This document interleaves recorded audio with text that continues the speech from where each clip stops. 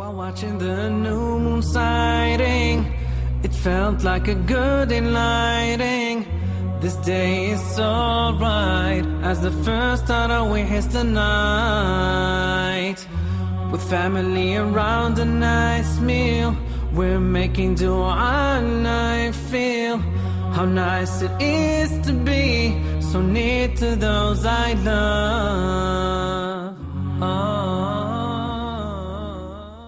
بسم الله الرحمن الرحيم. الحمد لله رب العالمين، وصلى الله وسلم وبارك على عبده ورسوله نبينا محمد وعلى آله وصحبه أجمعين. أما بعد، السلام عليكم ورحمة الله وبركاته. And welcome to this new episode of Virtues of Fasting. We're still studying the book of Bulugh Al-Maram, and to be specific, the chapter that deals with fasting. Hadith number 7 in this chapter, and it is narrated by the mother of the believers, Hafsa, may Allah be pleased with her. She says that the Prophet ﷺ said, whoever does not form his intention to fast before to Fajr, his fasting will not be accepted. And in another narration, also reported by Dar al-Qutni, the Prophet said, ﷺ, no fasting is accepted for one who does not form the intention to fast the night before. The following hadith, I think it is best that we also read it, hadith number 8, so that we could have an idea when we talk and explain the issues related to this. Aisha, may Allah be pleased with her, said, one day the Messenger of Allah sallallahu alaihi wasallam entered my house and said, is there anything here to eat? Aisha said, no. He said, I shall then be fasting today. Then he came to us another day, and we said to him, someone has offered us some hais as a gift. He then said, show it to me. I had been fasting since this morning, and he ate from it, as it was a voluntary fast and not during obligatory fasting of Ramadan. And this was narrated or reported by Imam Muslim in his Sahih. So now we have two hadiths, and the Prophet ﷺ is highlighting to us in the first hadith of Hafsa, and we all know that Hafsa is the daughter of Umar ibn al-Khattab, may Allah be pleased with them both. So the Prophet ﷺ is highlighting the issue of intention. So he says that whoever does not have the intention to fast before Fajr, that is during the night time, then his fasting would not be accepted and he would not be considered to be fasting. And also in the hadith of Dar al-Qutni, there is no fasting except for those who obligated from the night time. So first of all, what is the intention mentioned in the hadith of the Prophet ﷺ? In Islam, intention has two meanings. One is to differentiate between forms of worship. So a worshipper could be praying 2 rak'ahs. What is his intention? He might be praying a voluntary prayer. He might be praying Fajr prayer. He might be praying istikhara.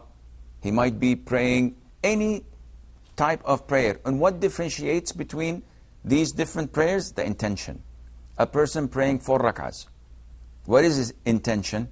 If he says Dhuhr, okay, this is valid. If it says Asr, if it's at the time of Asr, it's valid. But if it's time of Dhuhr, then it is not valid. So to differentiate between forms of worship, this is the first usage and the first meaning of intention. The second meaning is, who are you intending this form of worship for? So if I pray Dhuhr prayer in congregation, what is my intention? One would say, my intention is to pray to Allah. In this case, your intention is sincere. The other says, I don't pray usually, but my boss is praying out of the ordinary, so I'm showing off so that he may give me a bonus or a raise. And then this intention is invalid and he will be punished for that. So the Prophet ﷺ, as taught to us before by him, that all our deeds, they are dependent on our intention. إِنَّمَا الْأَعْمَالُ بِالنِّيَّاتِ. Verily that deeds are held accountable or are dependent on your intention. Therefore the Prophet says in the first hadith of Hafsa, that he who does not form the intention before Fajr, while it is night time, then he has no fasting valid for him. And this again is falling under the general category that deeds are by their intentions. And there's a fiqhi rule, al-umuru bimaqasidiha. All things are by their intentions. So this falls and fits like a glove. However, this is only directed at fasting that is obligatory. And we know that there are fastings that are obligatory and there are fastings that are not. So among the fastings that are obligatory, the fasting of Ramadan, this is a must. So if you do not make the intention from night to fast tomorrow, the day of Ramadan, your fasting is invalid. Making up for Ramadan. If I missed a day in Ramadan, and then after a few months, I had the chance to make it up, but I went to bed without having any intention and woke up in the morning, maybe 5 minutes after the adhan of Fajr, and I said, oops, let me consider this to be part of making up of the day missed in Ramadan. This is invalid because you have to have the intention before the adhan of Fajr. One who has an oath or a vow. So I say, if Allah cures my child, I'm going to fast a day for his sake. So this is mandatory. I have to have the intention for that day before the call of Fajr. One who has expiations. For example, he said, Wallahi, I will not come to your house tomorrow. And I changed my mind. I have to feed 10 people, clothe them, or free a slave. And if I'm unable to do any of the previous 3, then I have to fast 3 days. So these 3 days, I must keep the intention at night time. Now, the Prophet says, alayhi salatu wasalam, whoever does not form the intention before Fajr, that is, at night time. And we know that we have 2 types of Fajr. One is known as the false Fajr, and the other one is known as the true Fajr. The false Fajr usually comes before the true and actual break of dawn by 40 minutes, maybe to an hour, depending on the region and the seasons. And it comes like a vertical light that disappears after a while, and the total darkness follows. And then about 40 minutes later, you get the true dawn. You get the actual break of dawn, which is horizontal. So you see it all over the horizon. Unlike that one where you only detect it in one place and it is vertical. So the Prophet is referring, alayhi salatu, to the true dawn. And this true dawn is the one, once it breaks, you have to stop and refrain from eating and drinking if you're fasting. It initiates that you can pray Fajr prayer now. This is the time for praying Fajr. Before it, you could not pray it, etc. So, the Prophet is telling us, alayhi salatu, who does not form the intention before Fajr, then there is no fasting for him. فَلَا صِيَامَ لَهُ. La is an article of negation. No. So when I say I have no money, I have no interest.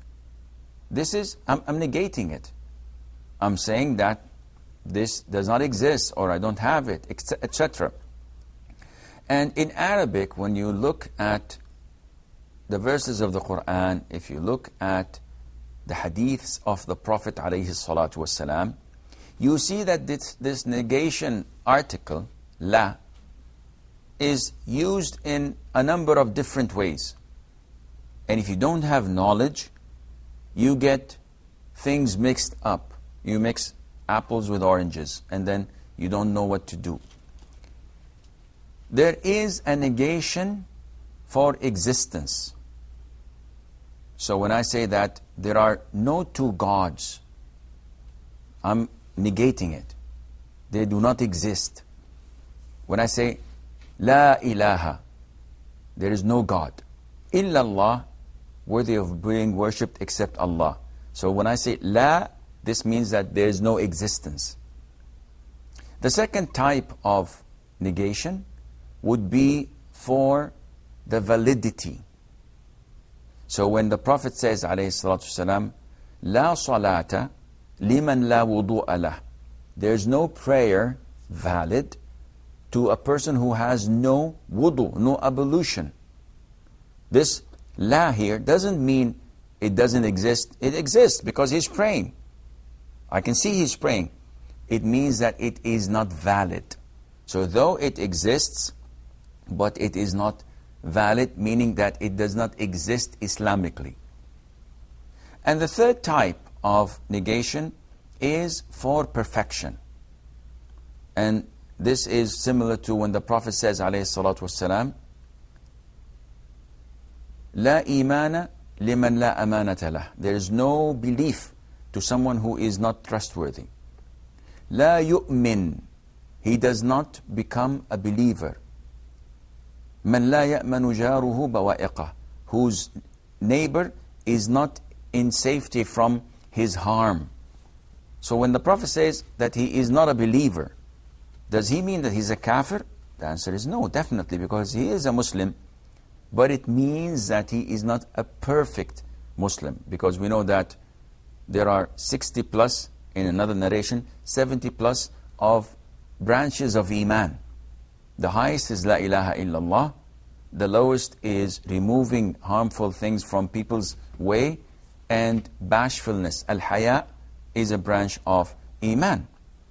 So we know that he is a true, he's a believer, but he's not a perfect and complete believer. He has lots of things missing. So when the Prophet says, alayhi salatu wasalam, فَلَا صَيَامَ لَهْ أَوْ فَلَا صَوْمَ لَهْ, that whoever does not form the intention before Fajr, then he has no fasting. Does it mean existence? No, because he refrained from food and drink until sunset. Does it mean perfection? The answer is no, because it is not valid to begin with. So it definitely means the validity. And the hadith straightforward tells us that the fasting of this obligatory day is not valid if you do not form the intention before Fajr time. Now, is there anything else that falls under the same category alongside with obligatory fastings? The answer is yes. Scholars say that limited or restricted voluntary fasts must take the same ruling. Can you give an example? I will. 6 days of Shawwal. These are specific. The Prophet said, alayhi salatu wasalam, whoever fasts Ramadan, the whole of it, 29 or 30 days complete, and follows this with 6 days of Shawwal, he fasts 6 days of the following month, then Allah Azza wa Jal would grant him the reward as if he fasted the whole year.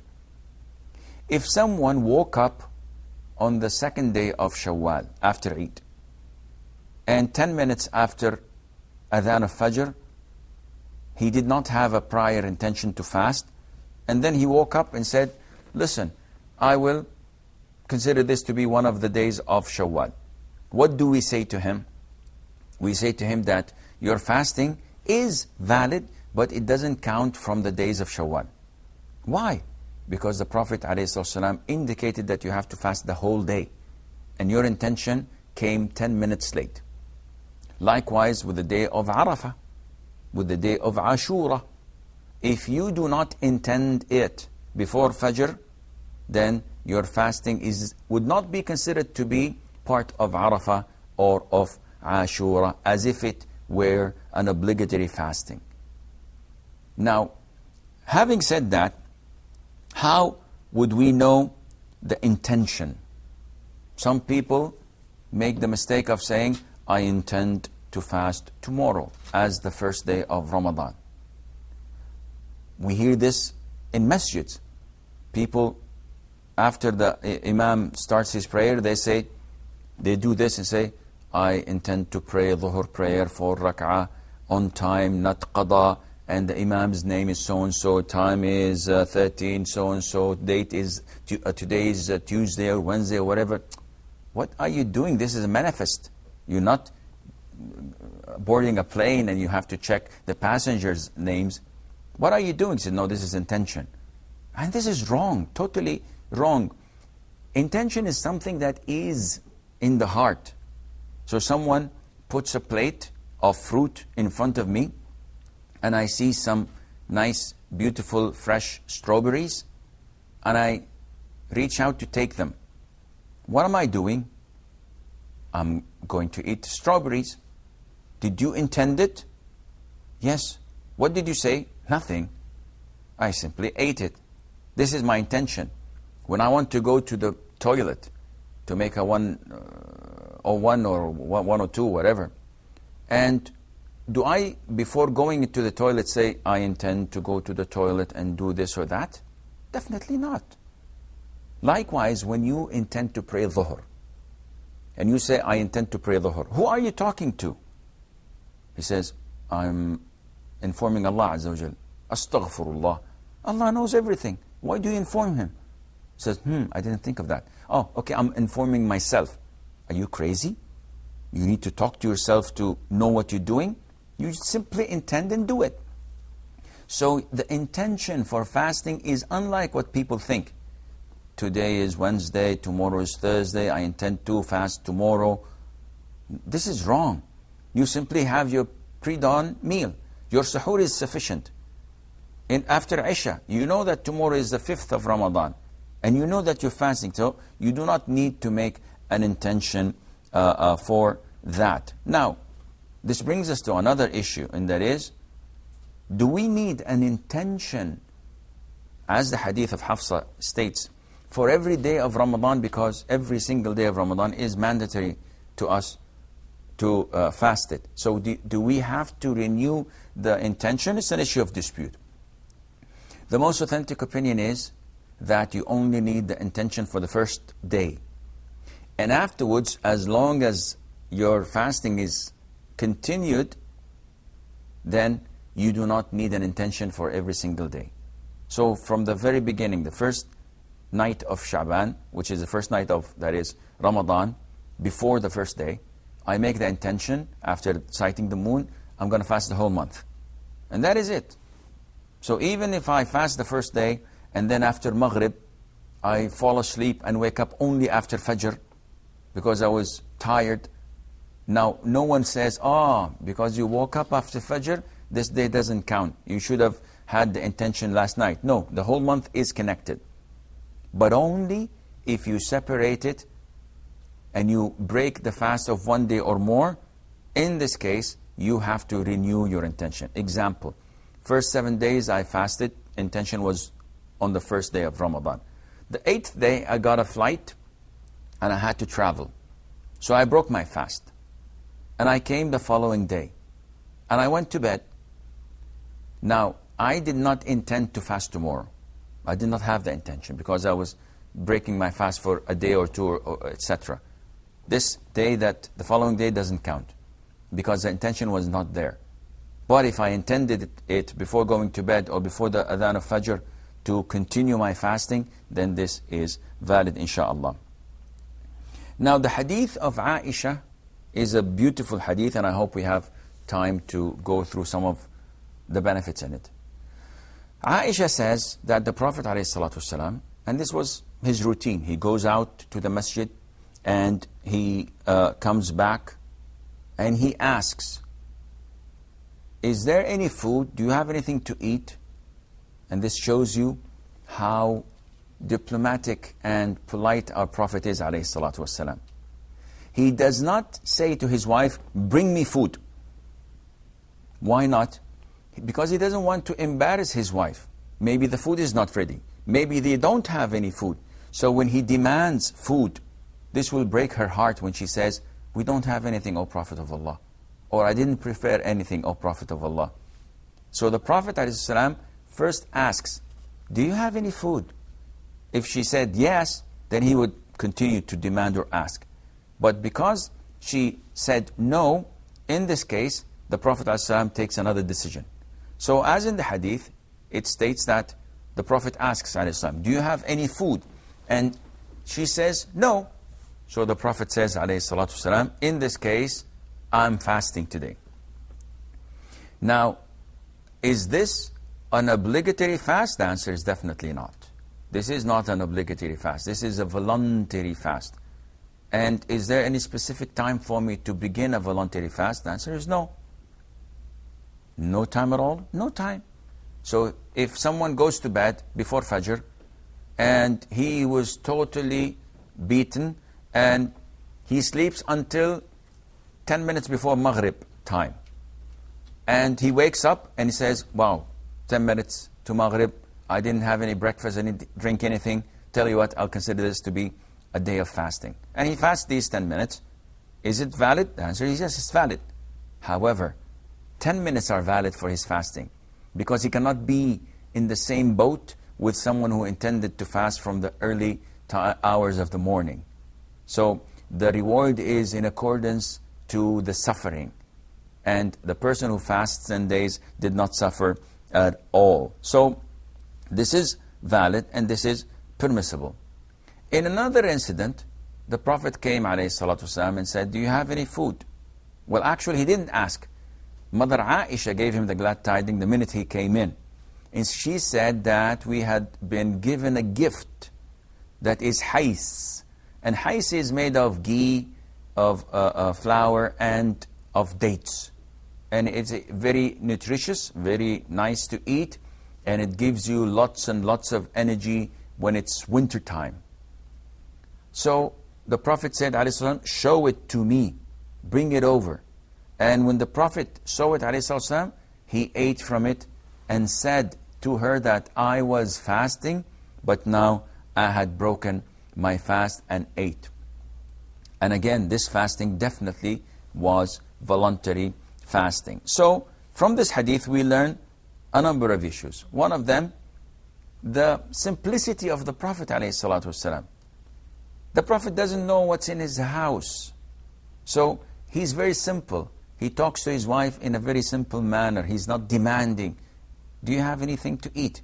If they said yes, alhamdulillah, he eats. If they said no, alhamdulillah, he fasts. Some of us are so nagging and demanding. Why is the food not salty enough? Or why is there a lot of salt? It's not well cooked. It's this, it's that. Why the house is not clean? Why the kids are not well dressed? This is not the behavior and etiquette of our Prophet ﷺ with his family. Also, the Prophet ﷺ does not know the unseen, as so many ignorant, deviant sects believe. The Prophet doesn't know the unseen. Otherwise, he would not ask, do you have anything to eat? Sallallahu Alaihi Wasallam. And compare this to those who say that the Prophet is Hazir Nazir, meaning that he is a traveler round the globe, and he sees everything, and he hears everything, and he's present whenever he is. What did they leave to Allah Azza wa Jal? May Allah Azza wa Jal be exalted. They are definitely insulting our Prophet ﷺ when they compare him to Allah and give him something that Allah did not give him. Also, the Prophet accepts gifts, ﷺ. And this is the characteristic of a Muslim. Someone gives you a gift, not a bribe, a gift, you take it, accept it, no matter what it is. Someone gives you a pen, say, why? This is not Mont Blanc. Man, I'm not going to take it. This is 1 riyal, 2 riyals. No. accept any gift that comes to you. Because this shows good character, as the Prophet ﷺ used to do.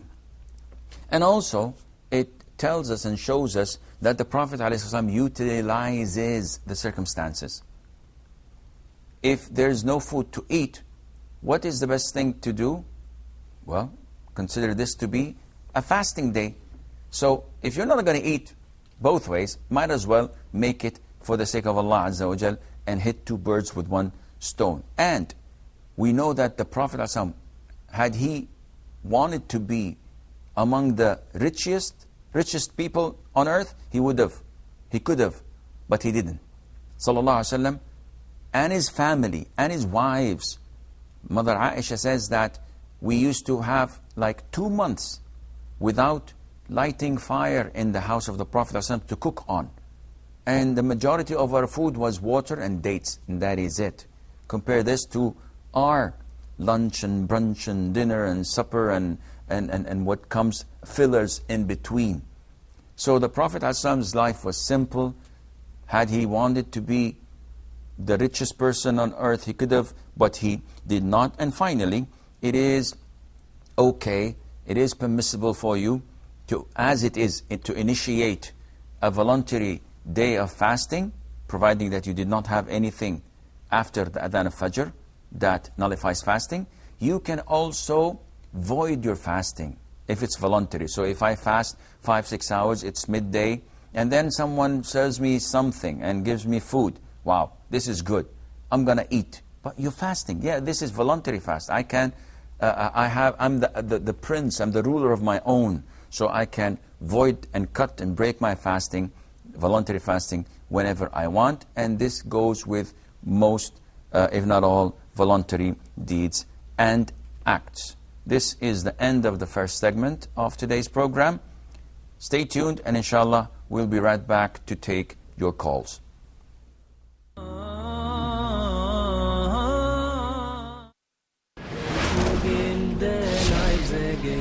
For them happiness let us all bring. Ramadan,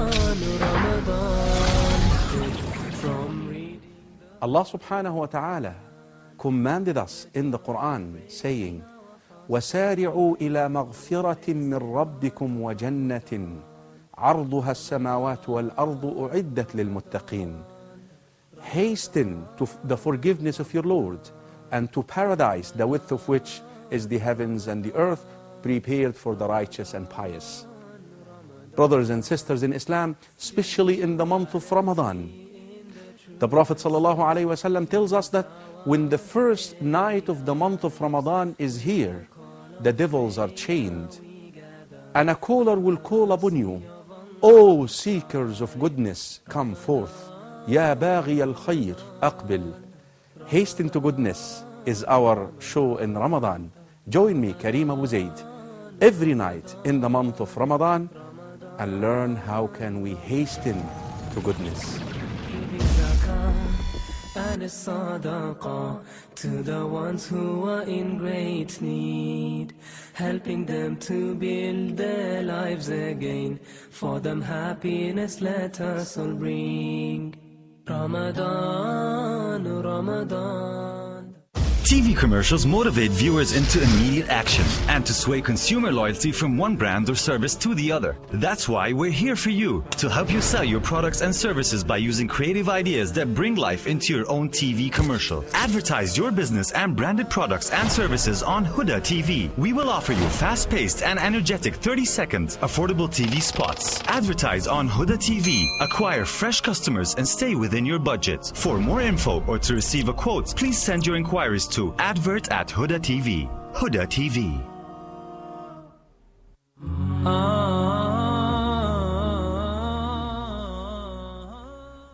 Assalamu alaikum and welcome back. Juji has a question.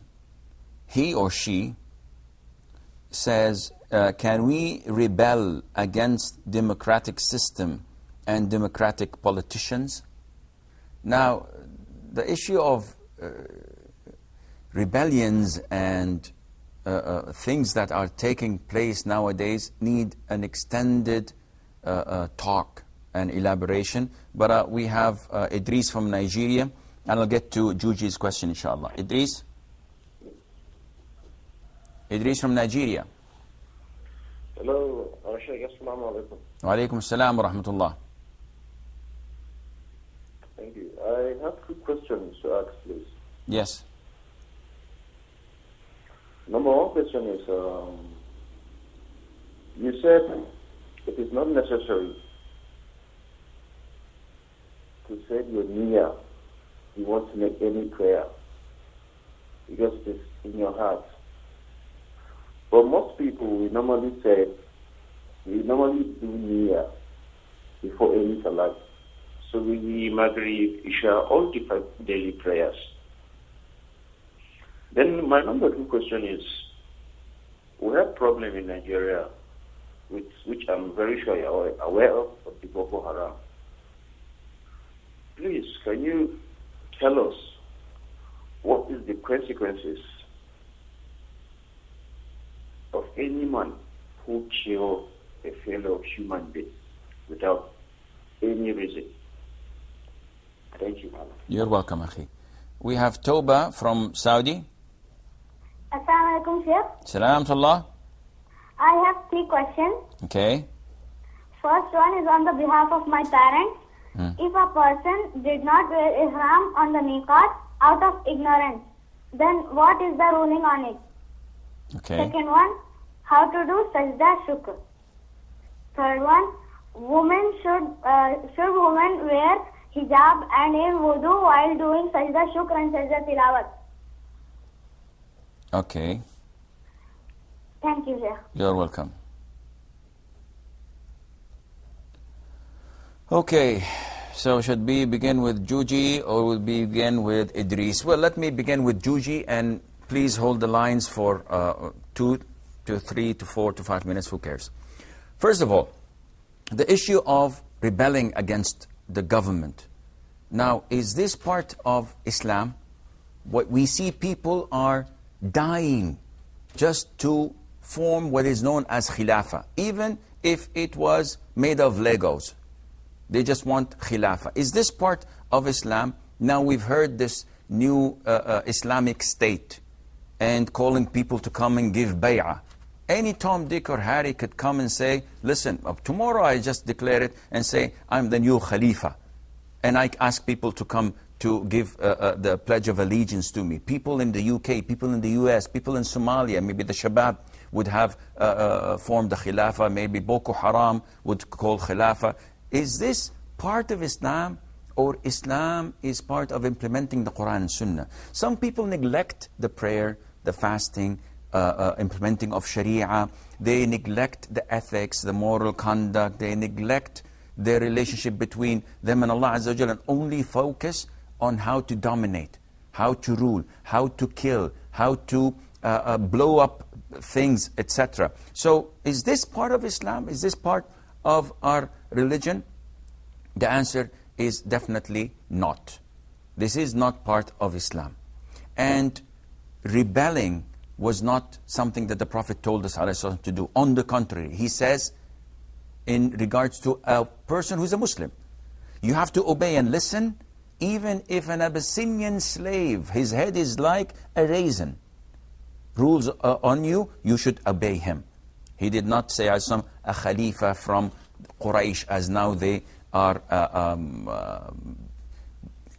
doing a lot of noise about. Oh, he's a Qurayshi, he's a Qurayshi, he's a Khalifa. We have like 100,000 of them. So someone from Persia comes and says that he's a mullah or something, and he wants to become Khalifa because he's a Qurashi, that's it? No, this is not the thing. This is out of context. Islam is not a rebellious religion that teaches people to rebel and to make conflicts and chaos and kill people. No. Islam is a deen, is a religion of peace, of da'wah, of tranquility. When jihad is needed, it is there, but it comes not as a product by itself. It's a byproduct of calling people to Islam and giving da'wah by following the Quran and the Sunnah under the flag of a Muslim leader, but to come and form what is known as an Islamic State, giving takfir to all Muslim rulers. Everybody is a kafir. And not that only, the governments are kafir as well. Their cabinet are kafir. The members of parliament are kafir, without any discrimination. And giving takfir to the army forces, to the police forces, and then you say that they're not khawarij. Come on, give me a break.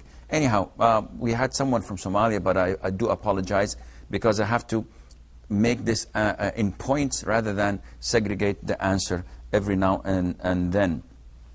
Brother Idris, he's saying that people here, we have Muhammad. Assalamu alaikum wa rahmatullahi wa barakatuh. Salam wa barakatuh. Sheikh, I had a question on Taraweeh. Off? On Taraweeh. Taraweeh prayers. Taraweeh, okay. Taraweeh. Okay. Taraweeh, Yes. I asked earlier asked Khuda that, and I understand that we can pray 8 rakat or 20 rakat. Both Okay. are valid. Now, Sheikh Salah had advised once, if you want to pray 20 rakat, you can do so. You can, when the Imam prays witr, that is 1 rakat, I can get up after, as if Imam says taslim, I can get up and pray 2. And after that, I can complete the remaining and make my 20 rakat.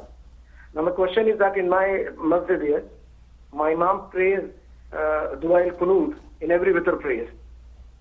And as he is praying the witr, I am also saying Ameen along with him.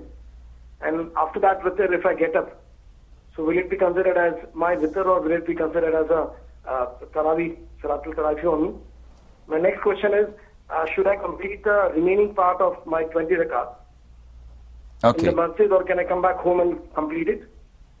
And when I pray my witr, can I pray Dua al-Qunut again, or should I not? What is it? Okay, I will answer inshallah. You're welcome, Akhi. So Idris says that the people usually say the niyyah for Maghrib, for Isha, where he comes from. Probably they are following the Shafi'i madhab, and this goes against the majority of scholars of schools of thought.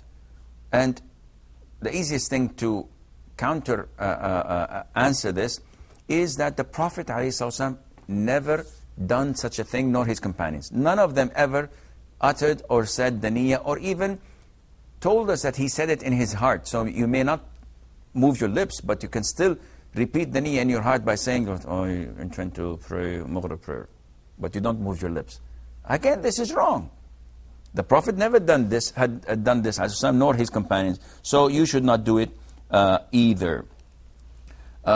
Shams from Saudi. Assalamu alaikum wa rahmatullahi wa Salam wa rahmatullahi wa barakatuh.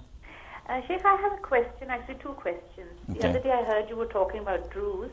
I live in Saudi City and my neighbor is a Druze. Would it be impolite to not answer his salam? Okay. And me just turning over? Would I be a bad neighbor or something like that? And my second question is also related to one of your questions yesterday. Like, my daughter is of age and she is living in Canada. And as a parent, I think it's my responsibility to ensure that she settles down. But most of the suitors are like they smoke or drink, and we have to keep saying no to that. And I do get frustrated sometimes, but she tells me to trust in Allah and inshallah, Mom, when the time comes. So should I just let it go and just, Okay. Yeah. I will answer inshallah. Thank you very much. You're welcome. Iman from Saudi. Assalamu alaikum. Salam to Allah. Yes, my question is about making up for the fast of Ramadan.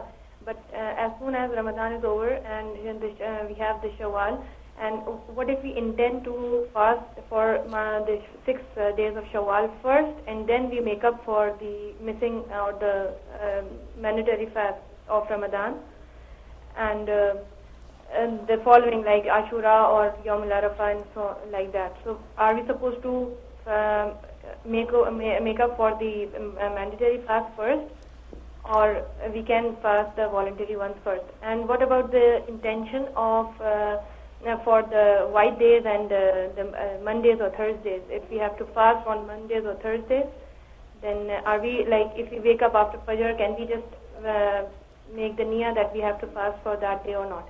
Okay. And second question is about like if a child is 7 years or 8 years, then is it okay for the parents to teach them salah and just tell them to offer the first and then make them habitual of offering the sunnah? Okay. All right, thank you very much. You're welcome. Saeed from Saudi. Assalamu alaikum, Sheikh. Salam wa rahmatullah. Ramzan Mubarak, Sheikh. Yeah, to you as well. Jazakallah khair. Sheikh, I want to ask two questions. The first one is about the Sunnah prayers, what we were discussing 2 days back about 12 rakats prayer. Before Zohar, we have to pray 4 rakats Sunnah. That is 4 rakats together or 2 rakats separate, Sheikh? Okay. And does Tahiyatul Masjid is included in Sunnah or that comes voluntary prayer? طيب. And my second question is, Okay. 5 years back, my mother died. She was admitted during the Ramadan in the hospital for 6 months almost. She cannot able to recover from the illness.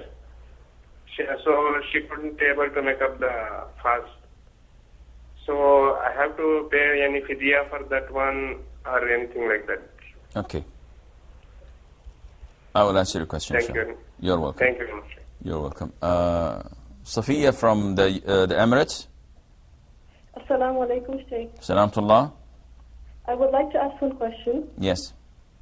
If a woman has missed her first fast from the previous Ramadan and has not made up for them before the following Ramadan, then what is the Islamic ruling on it? Okay. And how can she make up for the missed fast? Is she liable to pay for kafara, or can she still fast and make up for the missed fast? Okay.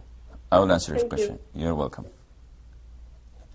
Okay, I think we will take a short break from picking up calls. So bear with me. Inshallah, in 4 minutes' time, I'll try to answer your questions. Idris asking about Boko Haram. What's the ruling on Boko Haram? Boko Haram, as we hear from the news, is a terrorist organization. No matter what they claim, what they say, let us analyze. Okay, I might be a terrorist. There's a possibility. Analyze what I say. You can quote me on that. But when you look at what's happening, the kidnapping of 200 schoolgirls, the blowing up of churches, the killing of innocent people, suicide bombings, cars, etc., atrocities, this is not part of Islam. Whether you call it Boko Haram, you call it Boko Halal, you call it Islamic State, you call it ISIS, they call it now. ISIS like iPhone or so whatever. This is not part of Islam.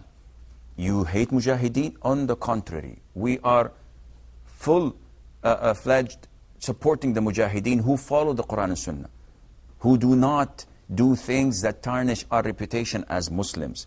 So to defend yourself, to defend the vulnerable and the poor people, yes, this is legitimate. But to do things like this, blowing up churches, killing innocent people, yeah, but they're Christians. Even if they're Christians, even if they're Jews, innocent people you're not allowed to kill.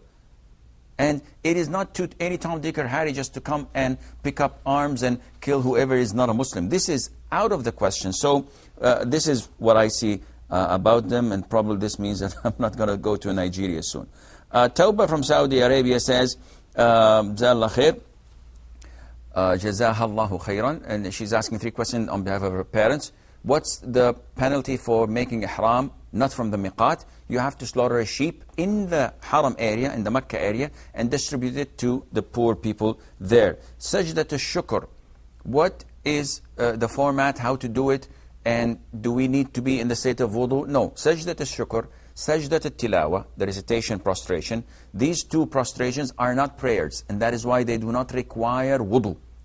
Wudu is required for prayer, and they do not require covering your awrah. So if you're a woman, you don't need to wear the hijab to do it. And they do not require facing the qibla, because facing the qibla is for an obligatory prayer. Therefore, it can be done. How to do it? You just say Allahu Akbar and you fall and prostrate, and that is it. When you raise your head, you don't say Allahu Akbar again, and you don't offer salam, because this is not a prayer. Muhammad from the UAE, he's asking a question about Taraweeh.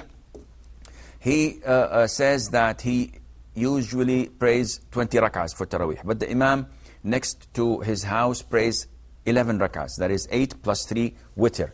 So what should he do? Akhi, if you pray with the Imam 11 rak'ahs, Allah would reward you as if you prayed the whole night.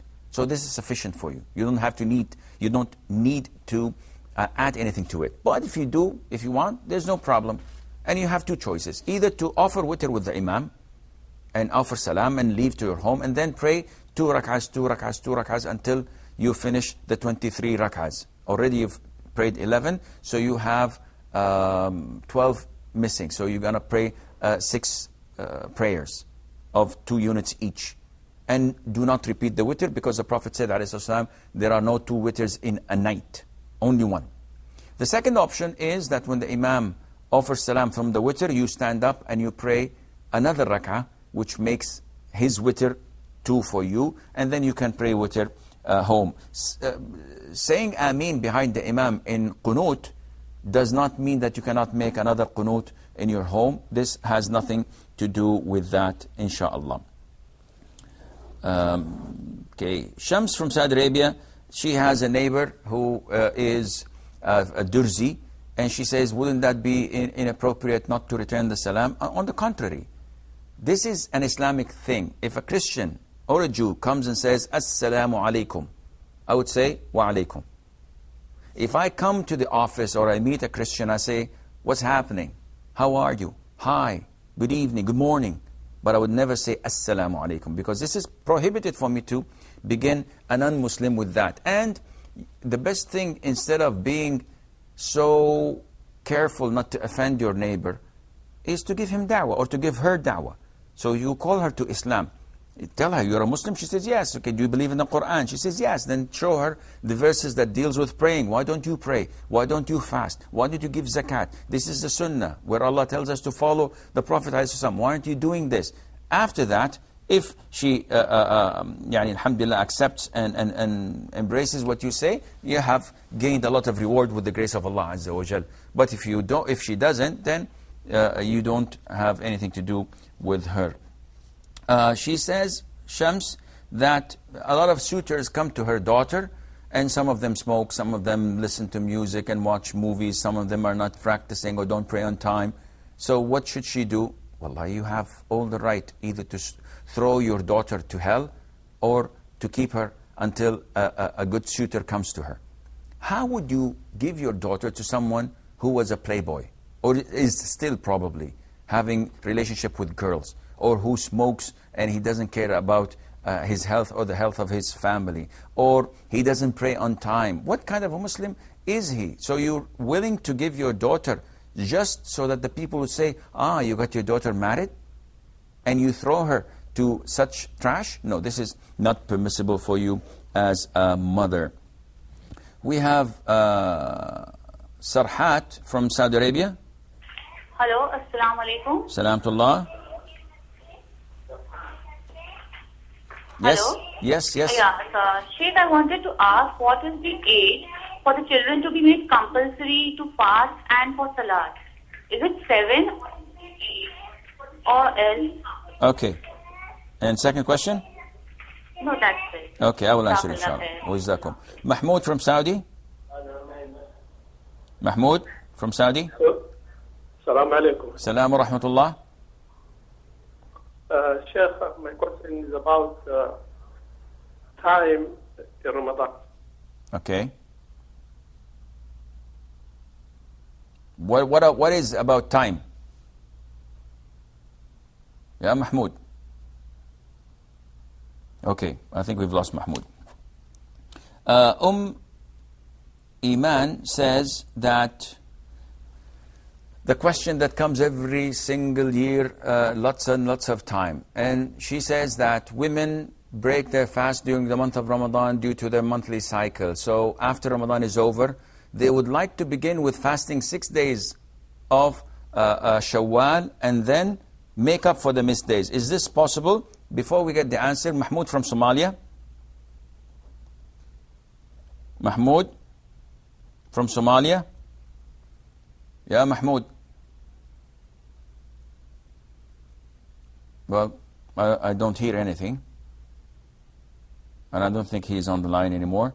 So what is the ruling on that? No, this is not permissible. It's an issue of dispute among scholars.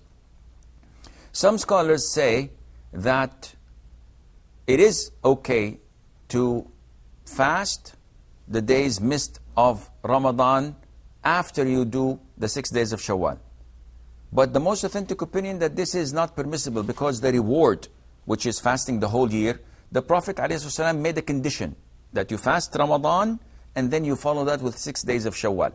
So if someone fasted 27 days of Ramadan and has 3 days to make up, and started fasting 6 days of Shawwal, he does not fall under this category, and hence we cannot say that this is valid. Is it okay to make up the missed Ramadans on Ashura day or on Arafah? The answer is yes. You get both rewards for that, inshallah.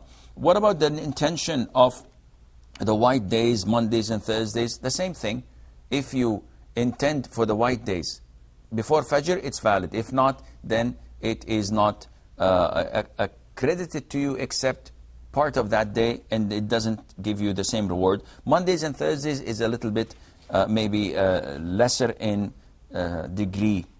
A 7-year-old child, do we teach him to pray Fard and Sunnah, or only the Fard? Well, it depends on the child. If he's enthusiastic for prayer and he wants to cooperate, then yes, give him the Fard and the Sunnah so that it becomes in his system. But if not, then don't burden the child. Let him learn first how to pray. When he's 10 years old, maybe then you can introduce this to him, inshaAllah. We have a caller and the time is running. Hussein from Iran. Okay, Hussein is gone. Saeed from Saudi Arabia says that the 4 rak'ah before Dhuhr, should they be with 1 salam, or should I separate them with 2 rak'ahs salam, 2 rak'ahs salam? Hanafi school of thought say that they are 4 rak'ahs in a row with 1 salam. And Shaykh Al-Albani authenticates a hadith saying that this is applicable.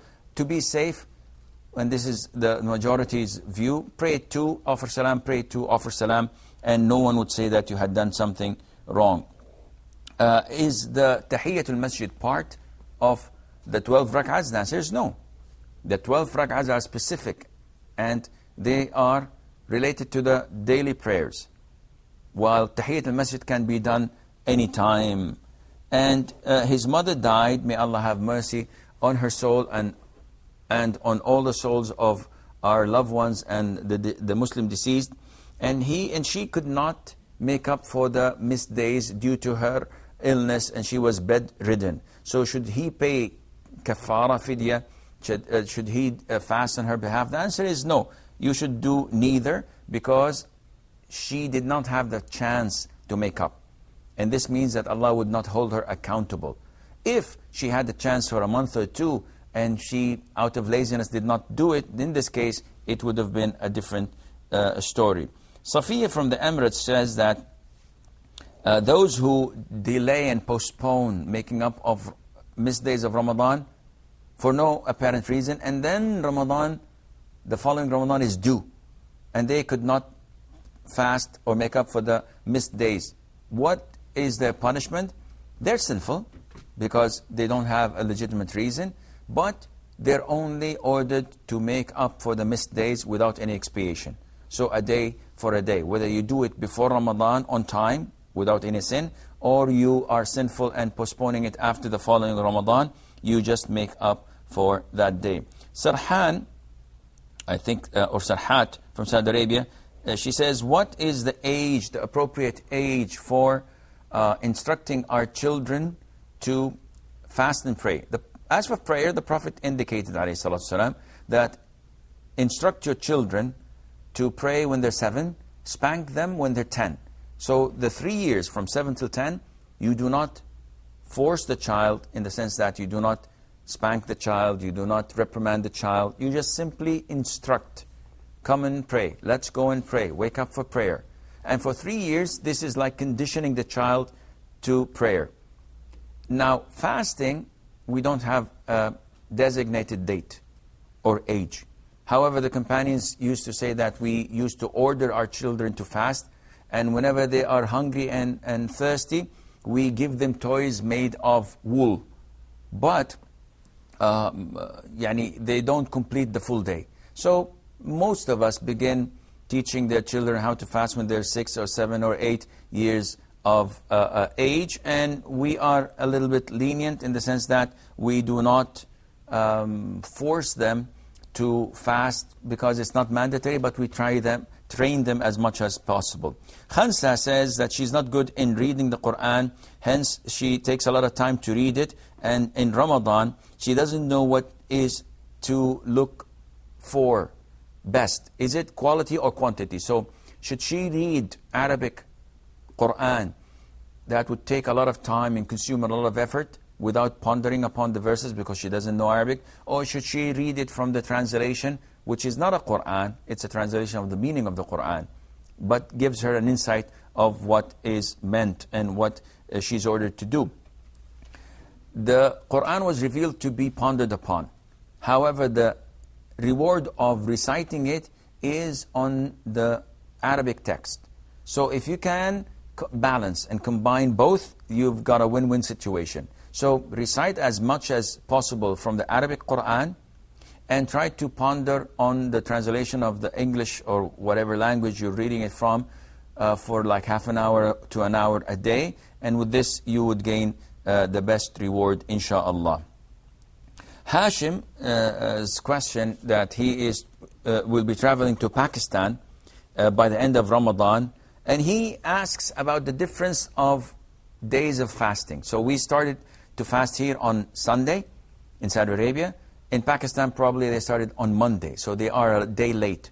What happens if he started here in Saudi, and by the time he went to Pakistan and stayed there for a week or two, they celebrated the Eid after Saudi by a day or two?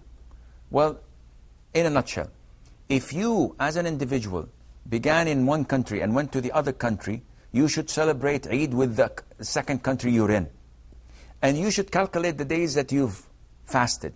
If it is 29 or more, then your month is complete. If it is less than 29, then you have to make up for the missed days. If it's 30, 31, you have no days to make up, and Allah Azza wa Jal knows best. This is all the time we have. Until we meet next time, fi amanillah. Wassalamu alaikum wa rahmatullahi wa barakatuh. While watching the new moon sighting, it felt like a good enlightening. This day is so bright as the first Tarawih is tonight. With family around a nice meal, we're making dua and I feel how nice it is to be so near to those I love. Whenever we think of Ramadan, all the good things that we need to do and plan, it's not always easy, but we'll do the best we can.